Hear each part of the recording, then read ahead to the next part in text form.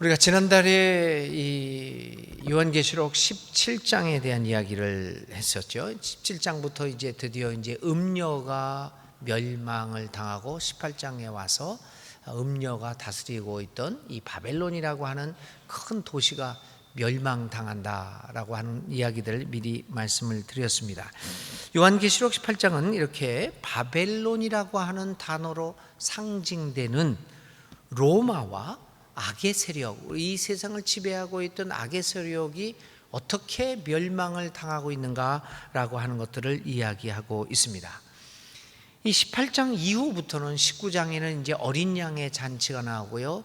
20장, 21장에는 이제 새 하늘, 새 땅들이 나오고, 그 다음에 22장에는 대단원의 결론을 맺어지고 있습니다. 다시 말하면 요한계시록 18장은 19장부터 시작되는 새로운 세계의 열림을 보여주고 있는 그 장이라고 볼 수 있습니다.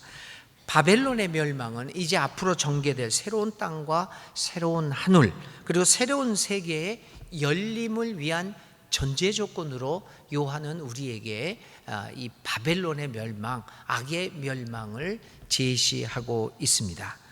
사실 그렇지 않습니까? 옛 세계가, 악의 세계가 사라지지 않고서 어찌 새로운 세계가 열릴 것입니까? 그런데 이 사라져야 하는 악의 세계는 끝까지 발악을 하게 될 것입니다. 새로운 세계가 열린다고 하는 것은 옛 세계의 죽음을 의미해 종말을 의미하는 것이기에 악의 세계는 끝까지 발악을 하면서 버티게 될 것입니다. 그렇지만 요한계시록 18장에서는 그 끝까지 버티려고 하는 악이 어떤 모양으로 무너지고 있는가라고 하는 것을 보여주게 될 것입니다. 1절부터 3절까지는 무너지는 바벨론의 모습을 이야기하고 있습니다. 바벨론의 멸망이 여기에 이제 통고되고 있죠. 이 다른 천사가 하늘에서 내려오면서 이렇게 힘찬 음성으로 외칩니다. 무너졌도다, 무너졌도다. 큰 성 바벨론이요. 이제 천사가 하늘에서 내려오면서 이게 진짜 여러분 천사가 하늘에서 내려왔다 그렇게 생각하시면 곤란하죠. 이 계시록은 다 상징적인 언어로 썼습니다. 우리가 이제 성경을 읽을 때 또 이 하나님의 말씀을 공부할 때 제일 중요한 것 중에 하나가 성경을 문자로 읽는 것이 아니라, 물론 이제 문자로 읽을 것이 있습니다. 이웃을 내 몸과 같이 사랑하라. 뭐 상징이다. 그럴 이유가 없습니다. 그런 것들은 이제 글자 그대로 믿어야 합니다. 근데 그런 것들은 그렇게 많지를 않죠. 이 하늘나라의 비밀을 사실 우리가 말로 표현할 수가 없습니다. 여러분이 한 사람을 깊이 사랑하고 있다. 연애했던 사람들은 다 그거 느낍니다. 연애 안 해본 사람들은 잘 모를 수도 있겠습니다. 한 여자를 향한, 한 남자를 향한 이 사랑을 볼 때, 아니면 자식을 향한, 부모를 향한 여러 가지 사랑이 있겠습니다. 정말 그 사랑이 깊고 넓고 크면 여러분 말로 어떻게 표현하겠습니까? 바다 같은 사랑? 뭐라고 표현을 할까요? 말로 표현하지 못하니까 우리는 무엇을 가져다 쓰냐면 은유라는 것을 가져다 씁니다. 바다와 같은 사랑, 하늘에 반짝반짝 빛나는 별과 같은. 제가 잘 부르는 노래 중에 하나가 고등학교, 중학교 3학년 때, 2학년 때 그 이장이라고 하는 가수가 있었습니다. 그 이장이라는 가수가 무슨 노래를 하냐면, 나 그대에게 모든 것 드리리 내 사랑을, 그러면서 뭐라고 그랬냐면 다 드리고 싶대요. 그 자기의 사랑을. 그러면서 하늘의 별을 따다가 주겠다. 진짜 그 사람이 하늘의 별을 따겠습니까? 그러니까 모든 것을 그 사랑하는 여인한테 주고자 하는 그 모든 그 마음을 표현할 길이 없으니까 하늘의 별을 따겠다라고 하는 은유를 사용한 것이지요. 그래서 하나님이라고 하는 것은, 하나님이라고 하는 존재는 우리의 말로 표현할 수가 없습니다. 물론 표현할 수도 있겠죠. 근데 표현할 수 없기 때문에 늘 은유를 사용을 하는 겁니다. 그래서 성경을 읽을 때는 그 은유 뒤에 숨겨져 있는 깊은 뜻들을 이 영적으로, 마음으로 느껴야 하는 것입니다. 그런 것들이 굉장히 중요하죠. 이제 하나님을 아버지라고 부르는 것도 마찬가지입니다. 그 하나님을 왜 아버지라고 부를까요? 진짜 아버지일까요? 저 같은 아버지가 되면 안 되는데. 나쁜 아버지도 있으니까. 그 아버지라고 하는 단어 속에 숨겨져 있는 어떤 의미들을 우리가 발견해내는 것이죠. 하나님의 아버지다, 어머니다. 어떻게 하나님의 존재가 아버지가 되고 어머니가 되겠습니까? 우리를 낳았습니까? 만들었다는 의미에서 아버지가 되겠지만 그 아버지라고 하는 단어를 넘어서는 은유의 표현이 그 아버지입니다. 이제 그래서 이제 오늘 이제 여기에서도 이제 계시록들을 우리가 이해할 때는 특별히 이러한 상징적인 언어, 은유적인 언어에 우리가 신경을 써야 되겠죠. 그래서 여기서 이제 이 하나님이 천사가 내려왔다.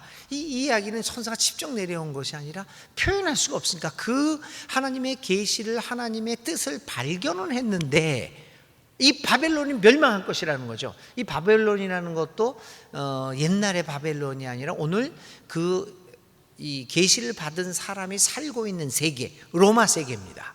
이 로마 세계, 바벨론이라고 상징되는 이 로마 세계, 악이 가득한 세계가 멸망되는데 이게 틀림없이 멸망될 것이다 라고 하는 것을 사람들에게 알려야 합니다. 근데 내 말은 믿지를 못하는 거죠. 네가 뭔데 멸망당한다고 얘기하냐? 내가 네 말을 어떻게 믿겠느냐? 근데 이걸 하나님으로부터 들었거든요. 하나님의 들었다는 말을 또 어떻게 표현을 하겠어요? 도저히 표현할 수가 없었던 거죠.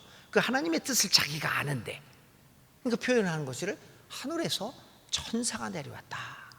그러니까 그 당시의 세계관 속에서는 하나님의 그 재림, 임재를 그런 식으로 표현했던 것이죠. 그래서 천사가 하늘에서 내려와서 외쳤다. 그러니까 사람들은 그 말을 들으면서 직접 천사가 내려왔다는 얘기보다 이건 신이 말씀하신 거구나, 하나님이 말씀하신 거구나, 이렇게 깨달았던 것입니다. 그래서 그 하늘에서 천사가 내려서 하나님이 자기에게 가르쳐 주신 비밀은 악은 반드시 멸망할 거다. 무너졌다. 그런데 그의 멸망은 철저한 멸망이 될 것입니다. 하나님을 배반하고 하나님을 등졌던 이 도시는 폐허가 되어 자신의 그 악했던 모습을 후세에 남기게 될 것이라고 얘기합니다. 그래서 무너졌도다 큰 성 바벨론이요 라고 이야기를 이제 하고 있습니다. 그러면서 오늘의 말씀은 천사를 통해서 이야기하는 말씀은 뭐냐면, 바벨론, 즉 로마가 멸망하는 원인이 무엇인가? 그 2절에서 3절에서 이 세 가지 원인을 말하고 있습니다. 음행의 분노의 포도주. 두 번째, 땅의 왕들이 그와 더불어 음행했기에, 땅의 상인들이 사치의 바람으로 치부했기에. 그러니까 땅이 음행의 포도주들을 마셨다는 겁니다. 사람들이. 그리고 왕들이, 그 권력을 잡은 분들이 음행을 했고, 그리고 상인들은 사치스럽게 살아감으로써 음행했다라고 하는 것입니다. 바벨론이 멸망하게 된 원인은 바로 음행 때문입니다. 이 음행이라고 하는 단어도 여러분 기억을 해야 됩니다. 물론 이제 음행이라고 하는 단어가 성적인 타락을 이야기할 수도 있습니다. 그러나 성경에서는 이 성적인 타락을 넘어선 하나님을 배반한 이야기를 얘기합니다. 그러니까 하나님 앞에서 죄를 지었다는 겁니다. 그럼 죄란 무엇인가? 우리는 죄라고 하면 늘 도덕과 윤리와 관련을 하고 있습니다. 그렇죠? 물론 그게 죄입니다. 우리가 인간들이 얘기하고 있는, 인간 사회에서 말하고 있는 도덕을 범하는 것, 윤리를 범하는 것, 그것이 죄입니다. 그런데 그런 면에서 만일 윤리와 도덕을 범하는 것이 죄다, 그러면 그거는 수시로 바뀝니다. 요즘 세상에서는 한 남자가 여러 부인을 가지고 이렇게 모시고 사는 것, 그거는 죄인가요? 아닌가요? 죄가 아닌가? 죄입니다. 왜 죄입니까? 우리 20세기, 21세기의 도덕이 그렇기 때문입니다. 우리는 일부일처죄를 합니다. 그래서 한 사람이 서너 명의 처를 이렇게 모시고 살면 그 사람은 죄라고 이야기합니다. 근데 그걸 우리가 한번 수천 년 전으로 돌이켜 봅시다. 죄가 아니었습니다. 당연한 거였습니다. 오히려 한 부자 사람이 여러 사람의 여자들을 거느리고 있는 건 불쌍한 여자들을 목숨을 구해주는 그런 착한 일이라고도 간주되었습니다. 그거는 아무런 죄가 아니었습니다.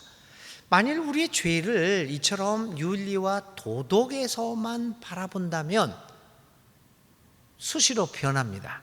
그런데 성경에 여기서 얘기하는 음행이라고 하는 죄는 그게 아닙니다. 그 윤리와 도덕을 넘어서서, 윤리와 도덕을 무시하는 게 아닙니다. 그걸 넘어서서 하나님 자리에 다른 것들을 갖다 놓는 것을 이야기하고 있습니다. 예를 들면 나는 일부일처제를 잘 지킵니다. 나는 뭐 나쁜 거짓말도 안 하고 도둑질을 안 합니다. 그리고 합법적으로 일을 장사도 하고 다 합니다. 저는 도덕과 윤리적으로는 아무것도 잘못한 것이 없습니다. 그런데 하나님보다 돈이 나의 최고의 가치관을 차지하고 있을 때 나는 죄인입니다. 도덕적으로 윤리적으로 아무런 문제가 없다고 하더라도 나의 삶의 자리에서 돈이 나의 가치관을 결정하고 나의 나의 결정을 좌우하게 되는 거예요. 그럴 때 나는 죄를 짓고 있는 겁니다. 음행을 하고 있는 겁니다. 하나님 없이 누리는 그 어떤 것도 그것은 우리에게 음행이 되고 있습니다. 사치했다. 뭐 사치가 큰 죄냐 이렇게 얘기할 수도 있겠죠. 어떻게 보면 사치가 여기에서 얘기하는 땅의 상인들이 사치의 바람으로 치부했다, 이 도덕적인 것을 얘기하는 것 같기는 하지만 반드시 그런 것만은 아닙니다. 그들은 음행을 했습니다. 돈의 가치를 하나님보다도 더 높게 보았다는 데 문제가 있습니다. 우상숭배, 그러니까 하나님의 자리를 다른 것으로 채워놓는 우상숭배로 인하여 그 바벨론이, 로마가 각종 더러운 영이 사는 곳이 되었다고 하는 것입니다.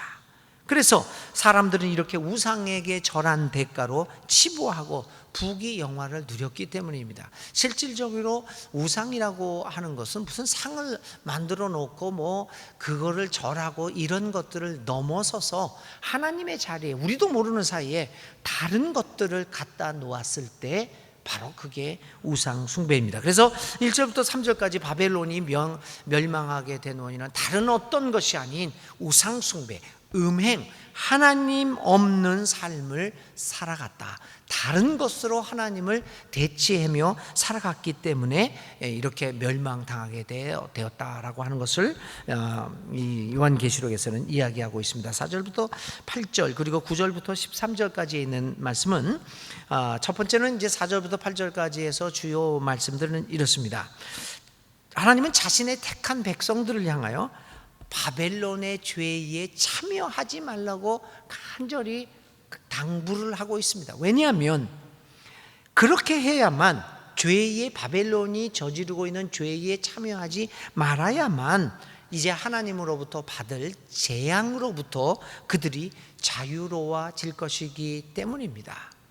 이 타락한 사회가 저지르고 있는 음행의 죄들, 하나님 없이도 충분히 살아갈 수 있다라고 하고, 다른 가치관들을 하나님 나라의 가치관으로 대치하면서 살아가고 있는 오늘의 삶에 참여하지 말라. 믿는 사람들은 자신을 구별하여 늘 자신을 악행으로부터 보호하고 깨끗이 하여 우리의 선한 행실을 통하여 하나님께 영광을 돌리게 하라 라고 하는 주님의 말씀이 기억나는 이 요한계시록 오늘의 말씀이 아닐 수 없습니다.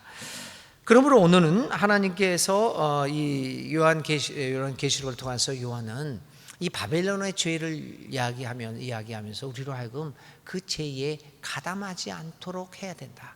그러기 위해서는 누차 말씀을 드리지만 깨어 있어야 합니다. 깨어 있지 않고서는 우리가 분별을 못합니다. 이것이 저런 것인지, 이것이 옳은 것인지, 저것이 옳은 것인지 뒤죽박죽 됩니다. 정말 깨서 경성하여 깨어서 올바른 정신을 가지고 하나님의 뜻이 무엇인지를 분별하며 살아갈 때 우리는 이 바벨론이 저지르고 있는 죄에 참여하지 않을 수 없습니다. 그래서 믿음은 나로 하여금 각성하게 만드는 기능을 갖고 있습니다. 믿음이 깊어졌다라고 하는 것은 무엇이 하나님의 뜻이고 무엇이 하나님의 뜻이 아닌지를 구별할 수 있는 그것이 믿음의 훈련입니다. 저는 뭐 이렇게 야구는 그렇게 좋아하지는 않습니다만은 야구를 이렇게 보게 되면 노련한 타자들은 투수는 계속해서 공을 던지면서 타자가 알아먹지 못할 공들을 던집니다. 이 구질이 어떻고 커브인지 뭔지 하여튼 간에 이 공이 무슨 공인지를 못 알아먹도록 여러 가지 방법들을 사용합니다. 어떻게 저는 그 야구를 보면서 죄송합니다. 투수하고 타자에서 투수는 속이는 사람이요, 타자는 그 속임을 분별해서 제대로 발견해내는 사람이다 이렇게 비유합니다. 이거 이제 투수하는 사람들, 우리 오정준 목사님 아마추어 야구에서 유명한 투수인데, 근데 투수는 늘 타자를 속여 먹으려고 합니다. 맞죠, 오 목사님? 그렇죠? 네, 맞대요. 그러니까 볼을 던지면서 스트라이크처럼 보여가지고는 치게 만듭니다. 이 투수라는 직업 남을 속입니다. 눈치를 착하게 포수하고 서로 눈짓을 해가면서요 타자를 어떻게 속여먹나. 우리 믿는 사람들은 타자입니다. 악마는, 이 세상은 어쩌면 투수와 포수인지도 모릅니다. 우리를 속여먹기 위해서 아주 달콤한 모습으로 공을 던집니다. 치라고. 근데 그거 멍청한 이 타자들은 그 공에 다 속아서 다 아웃되는 건 아닙니까? 근데 또련한 타자들은 이 투수의 몸 움직임이나 날아오는 걸 보면서 요거 칠만한 공이다 아니면 그냥 보내야 될 공인가를 잘 구별을 합니다. 야구에서는 그거를 뭐라고 얘기합니까? 선구안이라고 그럽니다. 공을 고를 줄 아는 눈. 그게 믿음입니다, 여러분. 믿음의 훈련은 선구안을 갖게 함으로써 이것이 아무리 화려하게 보이고 아무리 우리의 입에 달게 보인다고 하더라도 그것이 음행이냐 아니냐, 다시 말하면 하나님을 대체하고 있는 것이냐 아니냐를 구별할 줄 알게 합니다.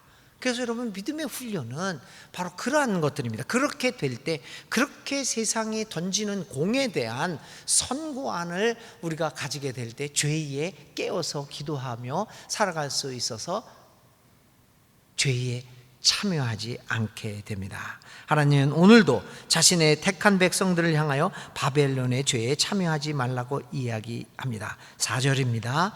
또 내가 들으니 하늘로부터 다른 음성이 나서 이르되 내 백성아, 거기서 나와서 그의 죄에 참여하지 말고 그가 받을 재앙들을 받지 말라. 거기서 나와서 거기에 참여하지 말고 그들과 함께 멸망당하지 말거라, 이렇게 얘기합니다. 9절부터 13절까지는 어떤 이야기들이 나오냐면요, 여기는 이제 그 아까 1절부터 3절까지의 이야기가 반복되고 있는데, 이제 더 이상 돌이킬 수 없는 칼날이 바벨론을 향해 다가왔습니다. 그리고 사람들은 이제 더 이상 그 악인들을 불쌍히 여길 사람이 없다고 하는 겁니다. 그들은 결국은 악한 악들은 결국에는 혼자 남게 될 것이다. 11절에 보시면 땅의 상고, 이 상고라는 말은 상인들이라는 얘기입니다. 땅의 상인들이 그를 위하여 울고 애통하는 것은 다시 그 상품을 사는 자가 없습니다. 그렇게 북적거리던 이 상인의 가게가 아무도 안 찾아오는 겁니다.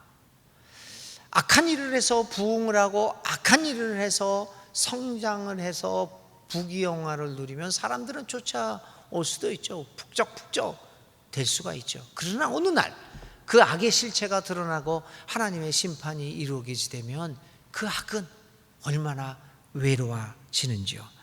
다시는 그 상품을 사는 자가 없습니다. 얼마나 외로워지는가라고 이야기하고 있습니까? 이 바벨론의 멸망은 결국은 이 악은 하나님의 세계에서 결국은 어느 누구도 돌봄을 받지 못하고 홀로 쓸쓸히 이 역사의 무대에서 사라지게 되고 말 것이다. 이 모든 것들이 다 멸망으로 없어지고 말 것이다 라고 이야기합니다. 바벨론은 그렇게 혼자 남아 외롭게 이 역사의 무대 속에서 하나님의 세계에서 사라져가게 될 것입니다. 14절부터 19절 그렇게 이제 어느 찾는 사람도 없이 모든 것이 외롭게 되면서 홀로 남으면서 이 철저하게 멸망당하게 되는 이 바벨론은 어떻게 멸망당하느냐? 14절부터 19절까지 이렇게 얘기합니다. 일시에 망한다고 이야기를 합니다. 여기에 보시면요, 우리가 이제 이 18장에 시간이 나와 있는 구절들이 몇 구절들이 있습니다. 8절에 보십시오. 8절에 보면 하루 동안에 그 재앙들이 이른다. 하루에 이른다고 얘기를 해요. 그런데 점점 뒤로 가면서 어떻게 되냐면 이 재앙들이 이 심판이 이르는 시간을 10절, 17절, 19절에 보면 시간이 나오는데 뭐라고 나오냐면 한 시간에 내 심판이 이르렀다. 17절에 보면 그러한 부가 한 시간에 망하였다. 19절에 한 시간에 망하였다. 하루의 심판이 이루어진다고 이야기를 하고 점점 뒤로 가면서 그 시간이 짧아집니다. 한 시간에 망하였다. 한 시간에 10절, 17절 한 시간에 망하였다. 19절 한 시간에 망하였다. 이거는 악한 세상이 아주 영원히 계속될 것 같던 약한 세상이 하나님의 심판이 이루어지면 한순간에 한 시간 안에 망가진다. 악인에 대한 하나님의 심판은 이처럼 무서운 것입니다. 아무리 하나님의 심판을 막아보려 하겠지만 하나님의 날은 도적같이 임하여 그들의 성공을 일시에 무너뜨리고 하나도 땅에 제대로 서지 못하게 만들 것이다 라고 하는 말씀입니다. 사치와 음행에 물들었던 땅의 사람들은 결국 하나님의 심판에 한 시간에 망하고 말게 될 것이다. 얼마나 무서운 이 바벨론의 이 멸망의 사건을 보면서 얼마나 우리는 무서워지나.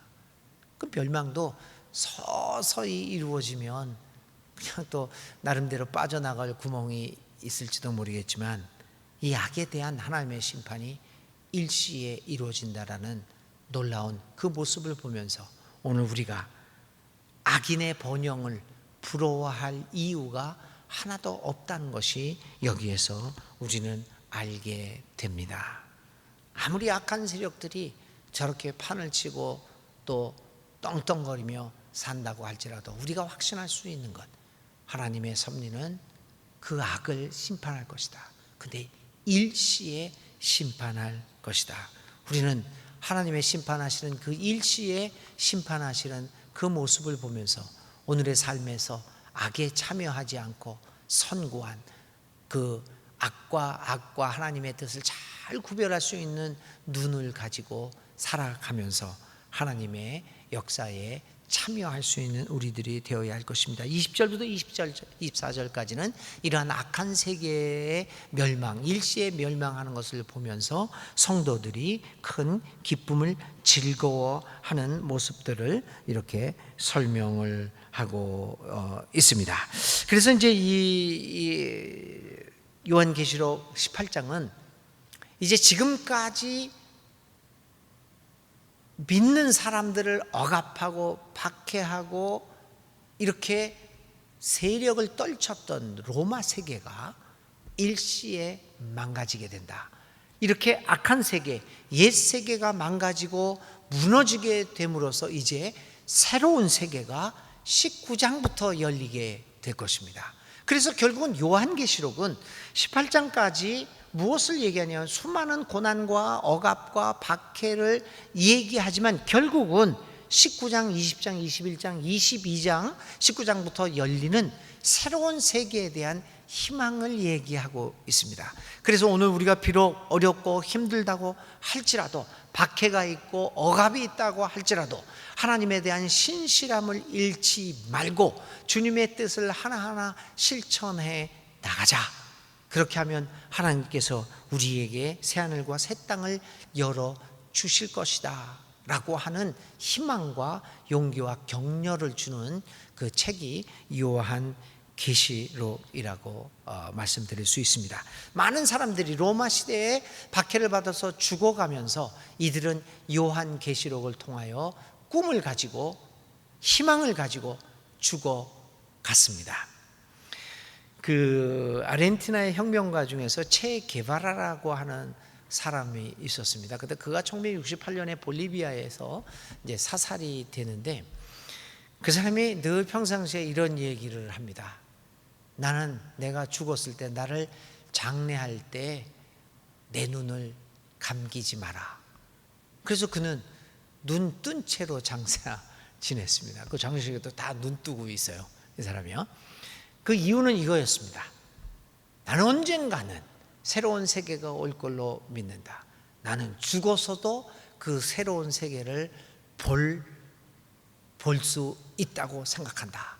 그래서 그는 새로운 세계에 대한 확신을 가졌기 때문에 나는 눈 뜨고 죽겠다. 죽어서도 보겠다. 과연 오늘 우리에게 그 체 게바라만큼의 그러한 하나님 나라의 이루어짐에 대해 정의의 승리에 됨에 대해서 죽음에 대한 생명의 승리에 대해서 우리가 그렇게 확신을 가지고 있을까? 희망을 가지고 있을까? 적어도 그만큼만 희망을 가지고 있다고 한다면 오늘의 상황에서 우리는 결코 불의에 굴복하지는 않을 것입니다.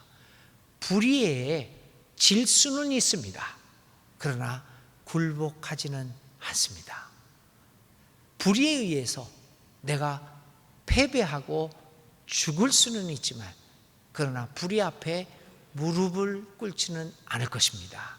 그것이 바로 이제 요한계시록을 읽고 하나님의 새로운 새하늘과 새 땅의 새 예루살렘에 대한 희망을 가졌던 당시의 초대교회 교우들이 가졌던 생각이라고 우리는 볼 수 있습니다. 결국은 악이 일시에 망하게 됨으로써 하늘나라에서 하나님 나라에서 우리의 기쁨이 클 것이기 때문입니다. 사랑하는 교회 여러분, 요한계시록 18장을 우리가 읽으면서 그리고 다음 달에 19장을 읽으면서 다시 한번 하나님의 나라에 대한 확신을 가지고 하나님 나라가 결국 정의가 승리할 것이라는 희망을 가지고 오늘의 삶에서 지치지 말고 선으로 악을 이기면서 살아가는 우리 모두가 되시기를 주님의 이름으로 축원드립니다.